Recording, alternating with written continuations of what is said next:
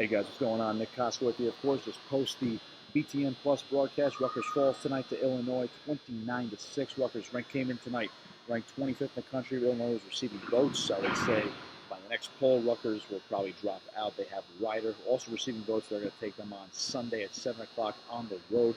Big match, and of course, before we dive into tonight, of course, everyone's going to be looking at the JoJo Aragona-Peter Lipari match. That's the highlight one, ranked 41.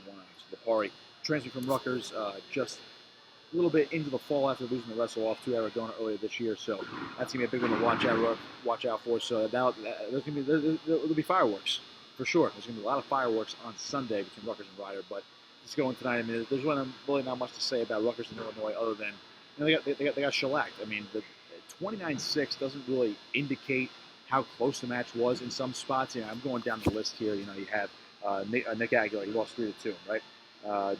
Nick Santos won 8-2, which it could have been a major for the Scarlet Knights. Aragona got majored as well, but Baroni beat Van Brill 2-1. Close match right there, could have went the other way. Brett Donner lost 4-3 as well. Willie Scott almost got the upset over Joey Gunther. He lost 1-0 as well. So, and even Billy Jans losing in overtime in the first set of tiebreakers, lost 4-1. So right there, that's four. I mean, this match is a lot closer on paper when you actually break down the scores and whatnot. So I actually, throughout the broadcast, I was keeping track of the total points score. They're both read by wrestlers on each side. If we don't count the pin at 133, and we'll get to 133 in a second.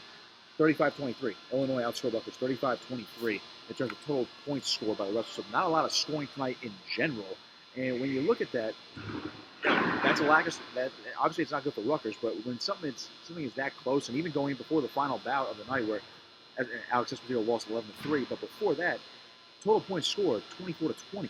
That's how close that was. And the team score going into the final battle of the night was 25-6 after Jordan Pagano's victory.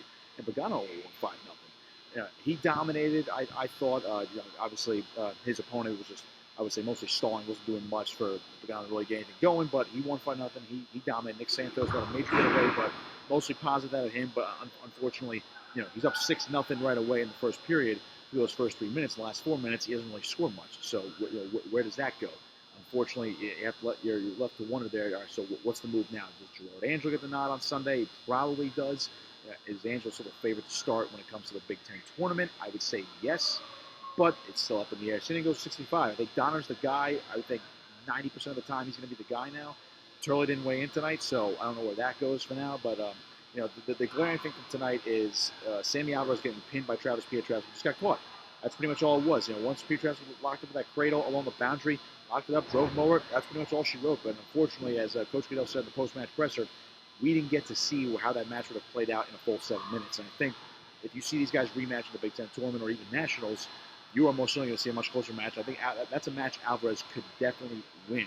Pietraszewski's been around the block for a while. He's been a qualifier for nationals 3 times now, going for his 4th qualification for nationals. So he's been around. I mean, he knows what to do. Alvarez, of course, is a true freshman.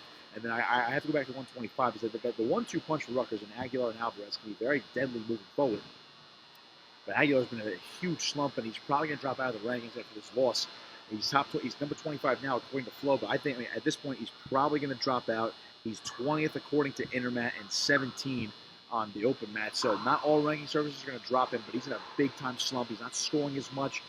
Coach Goodell mentioned the shin wizard position a lot, and that's what they worked on a lot during the weekend. Rutgers was in that position a lot tonight as well. Just couldn't fight through. They were wizarding a lot on defense. They couldn't break through that position on offense. So that's another point of emphasis, I would say, for Sunday to break through those positions. Because if they can't break through in those positions, they're not going to win a lot of these close matches. That's where it was. And then another close match. I'll just use the Billy Janser match for example. Just couldn't find his offense.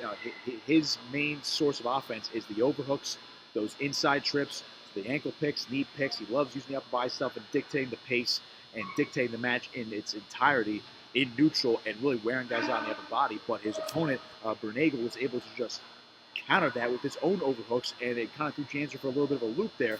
And all of a sudden, he wasn't getting into a good offensive rhythm. That was the biggest issue with him tonight. Other than that, I thought he wrestled pretty tough.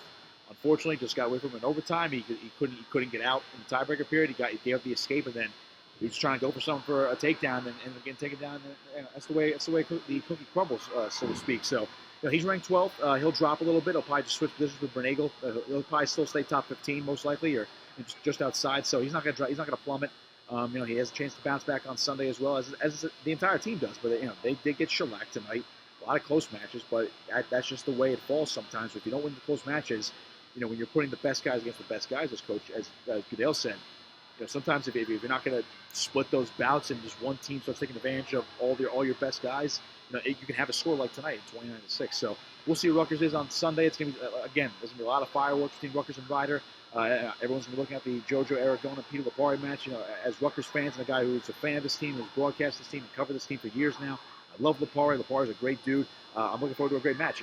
Maybe Aragona gets the best of him again. Maybe Lipari comes out swinging and all of a sudden he puts up big points. So that's going to be the big match to watch out for on Sunday. Of course, Rutgers back here at the Rack on Friday night on Valentine's Day, 1 week from tonight. They'll take on Northwestern. They're ranked 21st right now. Then they'll finish up on the 23rd of February at Princeton. So Rutgers, again, just one more win, and they will have a winning season once again under Coach Goodell. So we'll see how it goes. But there's not much time now between now and the Big Ten tournament. So if Rutgers, I would say, a good positive end of the season, you get at least one more win, if not two.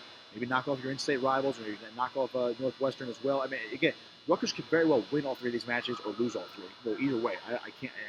It's one of those things where this team is so young, they can explode and impress you, or they can come out like tonight, and all of a sudden you're just like, what we just watched. So it's going to be one of those things, and we're looking forward to it. So catch myself and Lou Brogno on the call for BTN Plus next Friday night at 7 p.m. right here at the Rack for our final broadcast of the season for Rutgers and Northwestern at home. The Rutgers take on Rider on Sunday night at Rider, 7 p.m. Of course, on February 23rd to conclude the season at Princeton as well. I'm Nick Kosko saying so long. We will see you next time.